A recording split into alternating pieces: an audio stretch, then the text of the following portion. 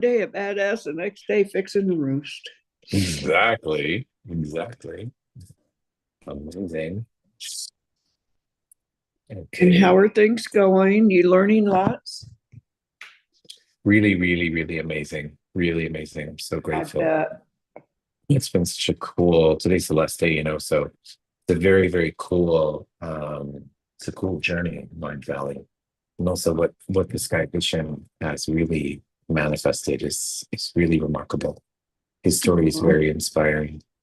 Okay, guys, let's go ahead. I think it's time for us to play. All right, let's go ahead and play.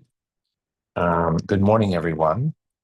Uh, good morning, good afternoon, good evening. Good evening, good afternoon, wherever in the world you are. So this is the last day of my wonderful Mind Valley experience. It's been really inspiring, especially I have to say, I've seen like tons and tons and um, tons of presenters, tons of teachers, and I have to say the one that remains and resonates the most with me is really Vishen Lakshani. I don't really know how to say his last name perfectly. He's the founder of Mind Valley, and he grew up in Kuala Lumpur. And growing up in Kuala Lumpur, he really didn't have such access to all of these things that he has now shared with the world. But at 14 years old, he found a meditation book on his dad's bookshelf, and he started teaching himself. It was called the Silver Mind Method. Many of you, I'm sure you've heard of it. He started doing a Silver Mind Method meditation for himself, and then started to see that he excelled at computer engineering. And so we got a full ride to University of Michigan in Ann Arbor, Michigan, and in engineering, computer engineering, all these amazing things, computer sciences. And then he got kicked out of America, went back to Kuala Lumpur, and he started a little company called Mind Valley. And he started Mind Valley in a tiny little office with a couple little friends. Started off building websites for people, and really with the consciousness, with the idea that he would sell things like his wonderful passion for teaching the Silver Mind Method meditation. And surely a few years later, he was in London, and he had, created a company, so to speak. He was traveling uh, here and there teaching Silver Mind Method, and he said that every once in a while, everywhere he would go, he would go and he'd be so grateful and so happy that he can do what he loves and teach meditation. And he was teaching in London, and there was a very, very famous presenter who had Vision's company had built his website. I know you've heard of him. He's from The Secret. Why does his name escape me now? Don't remember. But the guy was also in London teaching. So remember, Vision's company had created the website for this guy, and he was a big speaker on manifestation, all these kind of things. This is 2005, 2008, or something. And Vishen is giving a workshop about the Silver Mind Method, and he's so excited because there's 30 people that have registered for the class, and he's going to teach these 30 people, and he's going to make like $5,000, and he's really excited. And was it Joe Vitale? I don't think it was Joe Vitale. Proctor, James Proctor, I think was his name. Vishen let's meet for fishing for lunch, and he said, here Proctor was also doing an event in London, and was had an event with hundreds of people that were coming to his event. And he looked at Vishen and he said, where's where's your desire? Right? Your desire to teach these classes of 30 people in a little Holiday Inn airport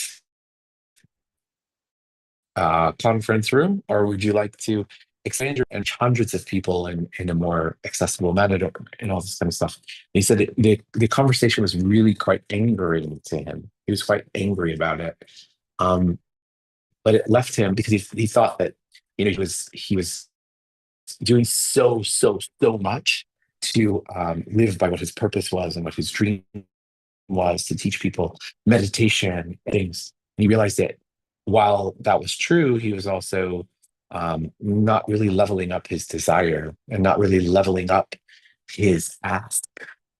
And he said that following Monday, he stopped teaching the silver method, allowed him to refocus and reframe his work on the bigger picture of what he wanted Mind Valley to be. You know, Mind Valley, if you know, Mind Valley has millions of students all over the world, gives a platform to people like myself, thousands of teachers and presenters and facilitators of everything from mindfulness and meditation to AI and social networking. Is a true belief that your true success comes with becoming your own marketer, to know market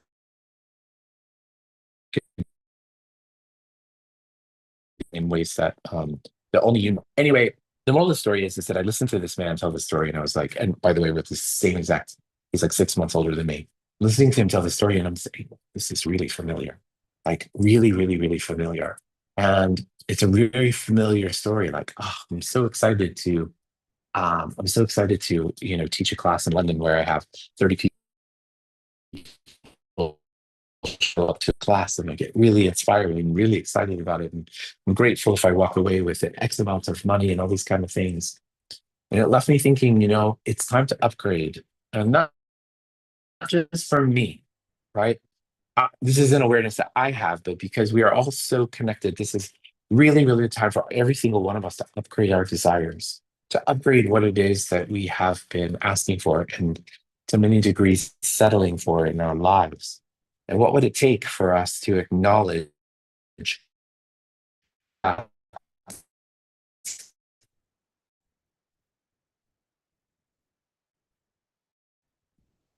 the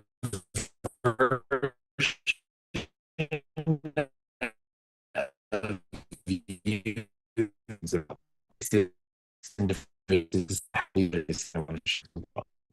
And so I want to share with you, and I marry with her tradition, every single one of you, all the men.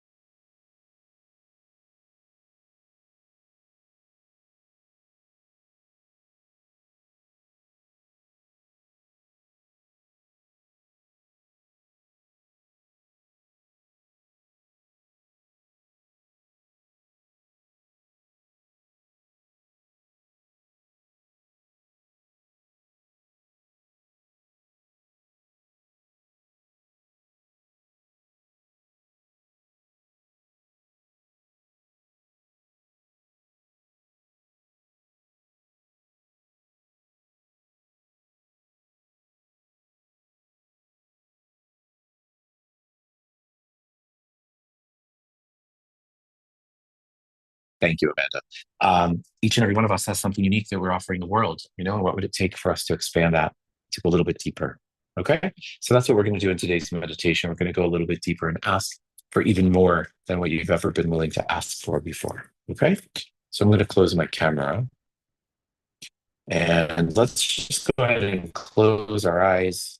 And let's close our eyes and find ourselves in our heart. And as we do, close your eyes. Find yourself in your heart, and let's begin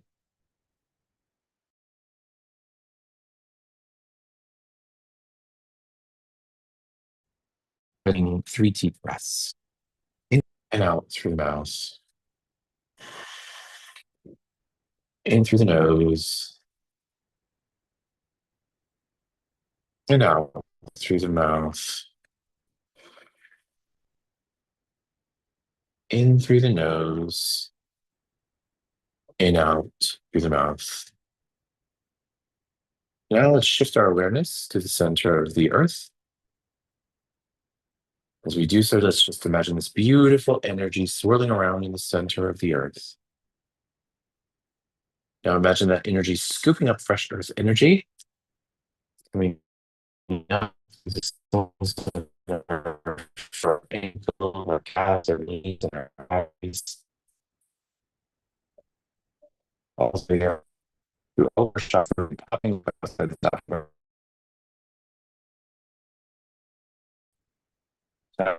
This ball up and in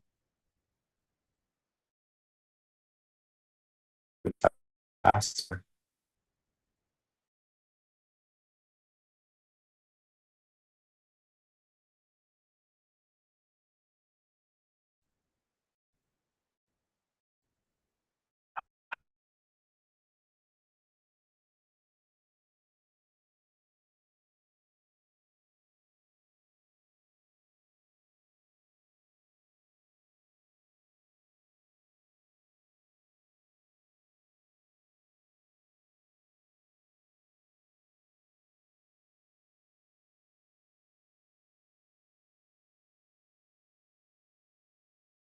which is the law of compassion.